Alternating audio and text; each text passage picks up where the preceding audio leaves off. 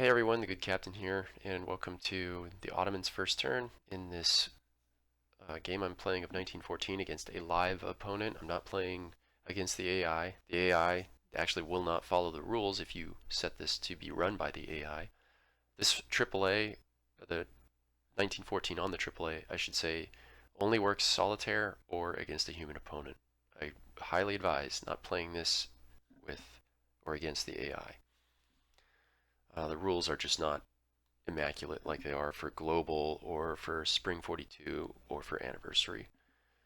Okay, just do a quick review. The French and then the British have gone. French buy 6 infantry and a fighter. And he essentially, whoops, in France he consolidated all his at-start forces in Lorraine or Burgundy if they couldn't make Lorraine, with a blocker in Picardy. And then he did this. This is a little odd, I think. I don't think this is the most efficient way to do this, but I don't know what he's thinking or what plans he has. Bordeaux to transport off the coast, brings it around, activates Portugal. Activating Portugal makes sense. I think using one of these two transports north of Africa is the better move. But anyway, Algeria moves into Spanish Morocco. This is what I would consider a mandatory move, and yes, you can do this. Even though Spanish Morocco is aligned with Spain, taking the colony does not send the Spanish into the war on the side of the Central Powers. That's validated and verified by one of the game designers, namely it's Krieghund from the .org website. Morocco moves French west. I don't quite understand this move. Oh, yeah, undid it. But it gets weirder. Okay, so Tunisia goes. Okay, so this is okay. This makes some sense. Yeah, moves there. Picks up Morocco. Okay. And then heads south. I think he should either head back into Marseille and unload, or north maybe, but coming south and then unloading into French West, and then pushing French West into Gold Coast. That makes sense, French West to Gold Coast, but why land 2 more troops in French West? I don't know. I mean, unless he's... Oh, that must be it. It must be because he's planning to commence operations with the French down in Africa, but yeah, I don't know. I don't know. For what I know I'm going to do, I don't know if that was the best move, but anyway, not a big deal. Okay, transport goes to season 14. Cruiser up to the mines. Second port for the British, yeah. Battleship follows, yeah, yeah, yeah. Battleship here displaces to the Sea Zone 14, and that's the end of the French. Okay, combat, placement, yada, yada, yada. The British, yes, this is an expectation I'm starting to develop about this opening move for the Central Powers with regards to smashing the home fleet with every boat, every single boat, regardless of the risk of mines.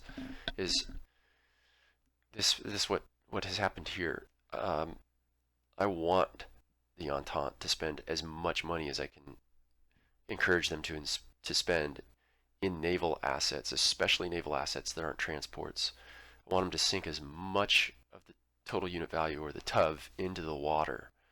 Because that, to me, as a Central Powers player, I'm starting to feel like that's the closest I can get to dead income. In other words, the Central Powers, in my playing experience so far, I should say, don't really have a chance for naval domination, and so this is the next best thing. Make them spend money on building more boats. So really happy to see not only even a submarine I would have been happy with, but all right, a battleship and a cruiser for 21 IPCs. Nice. Okay, that's a mission accomplished as far as I'm concerned. Now I got to figure out what to do with this fleet. But okay, my fleet, I should say. I don't desire another combat unless he gives me a choice opportunity. But all right, anyway, and then 3 infantry. So the British building all these naval units means, at least for this turn, there's not going to be a massive spam of units by the British into India. No strong feeling on this yet, but that seems to be, at least as the Central Powers. I hate it when I see a ton of all the money going into India. That's bad.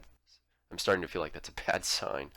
So anytime they spend money in the north, I'm happy with that. All right, combat move, he loads the Canadians up, offloads into Brest, which was a little odd. He could have unloaded into Picardy because of how dead the dead zone is. Paris, Burgundy, and Lorraine can all hit Picardy. So if I decided to move my what is this, 18 pieces in there, that's pretty brazen of the Central Powers to do that. So I think he could have moved to Picardy. But okay, I don't, what if he has something else going on, or he just wanted to be extra safe. No big deal. Okay. British East Africa takes German East Africa, and he consolidates with another infantry there. I guess that makes sense. He was afraid of me going 2-1 if I attacked. Union of South Africa. What? Yeah, Union of South Africa moves. Portuguese East Africa. I guess. Okay. And then what happened here?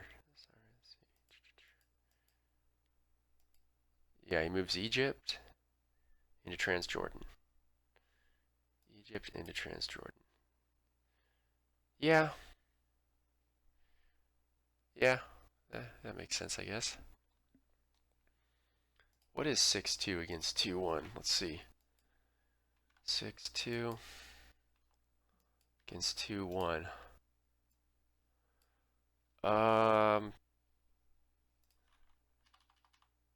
Yeah. It's probably high. Yeah, 73. So odds are he takes. Good Tuv. I mean, it makes sense. He gets 2 kills at least. Yeah. Yeah, okay. That makes sense. Yeah, fairly standard move, activating Arabia. Out of the gate, I'm not too keen on that move. The one time I played the Entente, didn't feel too incentivized to do that. He considers an attack on Persia, but cancels it. Yeah, I did the same thing. Moves cruiser from the East Med to the West Med. And here we go with the one and only combat. British attack with 6-2. And he only got 2 kills.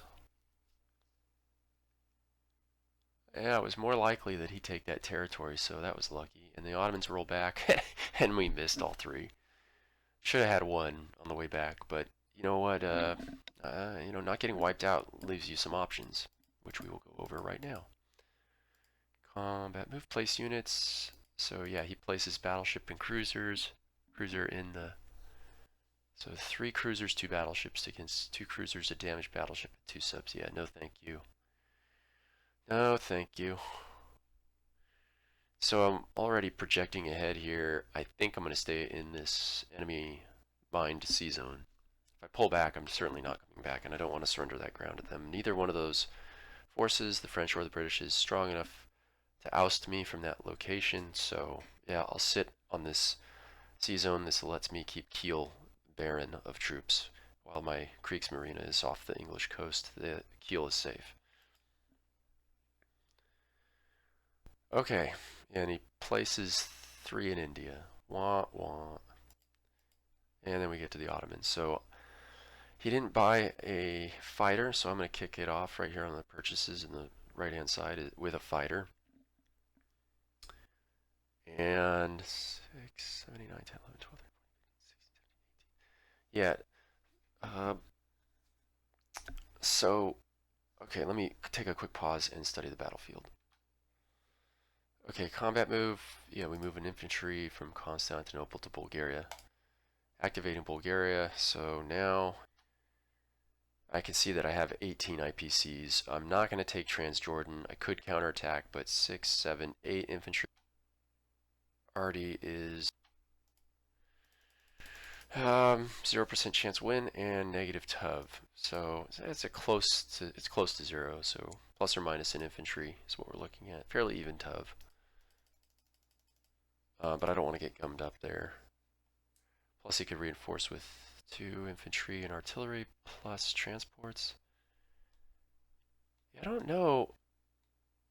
I think that was an error to move the transport out of this area. I mean, now I only have to deal with 1 transport load of British stuff. I mean, that hobbled him in Africa too. He won't be able to. Anyway, I'm getting off on a tangent, but I don't know if that was the best move, but or anyway, for me, I'm gonna try to take advantage of the fact there's only one British transport over here. So I got to make a decision about Transjordan. Are we going to leave this infantry here or not? The advantage to leaving it here is we don't have to engage in combat, so it will freeze these units in place. But he will kill the unit. So the question is, do I have a better use for that unit than freezing up those units? We could try to knock out the Arabians with 3 infantry and artillery, but I don't really want to hang my hat on a 19% chance of clearing them out with only having, what, 2, maybe 3 units left at the end of it. Yeah, nah, not worth it. So that's all the attack options. The naval option is... but I will discuss one slimy little trick. So you can, as the in this game, you can do what the old tactic was called stub stalling. But you can't use subs to do it. It was an old rule from original Europe and Pacific where submarines created hostile sea zones, so you could basically go into a sea zone, not fight, and then, in air quotes, surface at the end of your turn. And now it was a hostile sea zone, so you couldn't load the transport. So we can do that with the Ottoman cruisers. We can send one cruiser in. As long as it passes the mine check, we can choose not to fight and prevent this Italian transport from loading infantry or artillery or displacing his troops. Yeah, I just actually talked myself into doing this move. Not only doing it, but doing it 100%, right? So I'm going to take both Ottoman cruisers and punch it in. Do you still want to move? Yeah. Okay, in the practice game, no mine's hit. Okay, so when it comes to the combat, I can choose to engage or not. And I'm going to choose not to engage. And now I realize there's actually a second order effect in this. And you're hearing me kind of rationalize this and find this out in real time. So that when the Italians attack, they're going to attack. So here's what's happening. After the Ottomans' turn, it's immediately the Italians' turn. So they cannot load this transport. It's a hostile sea zone. So this transport, it can move out, and it probably should because a battle's about to take place. So the transport has to displace either to the left or to the right, 1 or 2 spaces. Yeah, so this looks pretty good. And then a fight will develop because the Italians could also choose not to fight, but they're the best. Now that he's spread out like this, they're the best people to do the job. So if the Italians want to undo this hostile sea zone, they're going to have to attack with a battleship and a cruiser, and up to 2 cruisers will be defending. It'd be great. It'd be great if I didn't hit any mines. It definitely can happen though. So the attacker wins 82% of the time. That means 18%. The Ottomans win. Heck yeah. I mean, those cruisers, in my experience, just sit there all game, or the Russians charge them and blow them up or damage them to the point where there's only one there, and then the Allies pick the other one up later. This looks like a way better thing to do. Also because of this, it's units left if defender 1. So it seems likely that, more likely than not, that the battleship takes a hit and the cruiser is sunk. And now you've got, guess what? You've got the Italians, and so if they don't build naval units, and that happens in the combat phase, you have a damaged battleship sitting here by itself when the Austro-Hungarians take their turn. And so I could send in my cruiser and my battleship into the Italian fleet, finish off that battleship. Yes, I'd have to roll for mines. But the Austro-Hungarians are almost just as meaningless as the Ottomans, so there is a chance. Yeah, and he has a French battleship and a British cruiser, so if I do that damage to the Italians and survive to the Austro-Hungarians and then knock him out, there's a good chance I might be able to just wipe out the Italian combat fleet and draw off yet more Allied or Entente ships. So yeah, that's a good move. We're going to do that. Okay, back to the land. Actually, I paused it to look at that a little bit longer, and I realized the Russians go before the Austro-Hungarians, so the Russians essentially will be forced to run this gauntlet of mines to try to come in and uh, uh, you know, yeah, there's no reason not to move these Russian cruisers through that minefield and come into the Italian sea zone here before the before the Austro-Hungarians go. So yeah, this is actually pretty dynamic. Yeah, we can force a lot of things to happen that create a possibility of things going the CP's way and creating a mess. Yeah, so I mean, I'll leave my mind open to being changed on that move, but that seems to be something just sort of found out in real time here. Okay, I did some off-screening with regards to this, what to do with Mesopotamia, and it looks like 4-2 is a good number. So 3, 4, 2. Yeah. So artillery will provide coastal barrages if the British decide to use amphibious, and there's plenty to deter any. So I don't. Oops, I forgot the Russians. Yeah, I gotta take into account the Russians. Yeah, so I checked the odds, and I'll add in 3 more infantry there, and that should make it not palatable even for a 1-2 punch by the Russians and the British in the Meso territory. I think the rest is going to be a push into the Syrian desert. 2, 7. Yeah, let's move this whole force over. Let's move this force, yeah, down.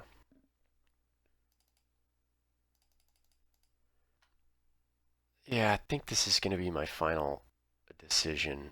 One thing I like about Turkey is how many options there are to defend it with regards to a series of spread out territories. So I will maintain the contested zone here in the Transjordan, so I take him out before I go into the combat move. And then I have these 3 units, and the Syrian desert is, I love this territory. It's away from the water. It's centrally located. It borders 5 territories. And so the more units we can keep in here, the better for what I have planned. Transjordan and Persia will try to link up, but really, yeah, I guess they could bring in a boatload of stuff. But anyway, the whole point is, no matter where the British go, we can combine the forces of Syrian desert plus Meso, or Syrian desert plus Smyrna, and that'll have to be something the British contend with. So that's the idea here. Okay, we're going to click done, and then we're going to be asked, do we want to attack the units in C-Zone 17? And we do not. So that's it for combat, non-combat, everything. The turn is finished. So we collect 18, and that's something I calculated ahead of time too. I purchased this already just because I knew next turn I'd have a number divisible by 3. I think you should spam infantry. The Ottomans might be an exception because all but the Syrian desert are territories that can be accessed by water, and so you want to deter any amphibious assaults. So artillery is okay for the Ottomans, but otherwise it's basically an attack unit for everyone else. Yes, the capital defenses are a bit thin, but with the way we have it set up now, nobody can invade, nobody can pick up troops and attack with it. Oh, almost forgot to add in my Ottoman. So you gotta, this is why you can't play the computer. There will be an attack that's forced in the Transjordan. You can't have that. Okay, let's play the real thing. So we buy a fighter, infantry, and artillery. Done. First thing, let's eliminate, or edit out, I should say, our blocker, our heroic blocker in the Transjordan. Okay, then we want to get this Meso up to 7-2. Okay. Next, we stuff the Syrian desert. Oh, don't forget to touch Bulgaria. Everyone else comes Smyrna. And lastly, and scary move, but yeah, I think this is better than just sitting on our butt. I think. I mean, this is why we're experimenting, right? We'll find out. Yeah, he got a mine hit. So there's not going to be any climactic naval fight. He'll pop me in this turn, but he won't be able to use his transport. He will not be able to use his transport. So we move to the combat. Do I attack sea zones? No. No. Confirmed. No. Okay. Edit back in our blocker. Yeah, there's like a 30.5 or 31% chance that would happen. So it's really not crazy at all. Just not at all. That can absolutely happen. But we need to gain as much initiative as we can early in the game as the CP. We gotta dig ourselves out of this hole, and I think I feel strongly at the time of this recording, I should say, that is clean.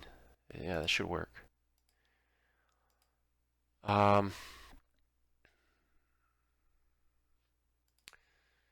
You could still get a massively skewed dice result against the Italians, and we could still do the damage, but I highly, highly doubt it. Okay. Thanks for watching. All the best from the good captain, and bye-bye.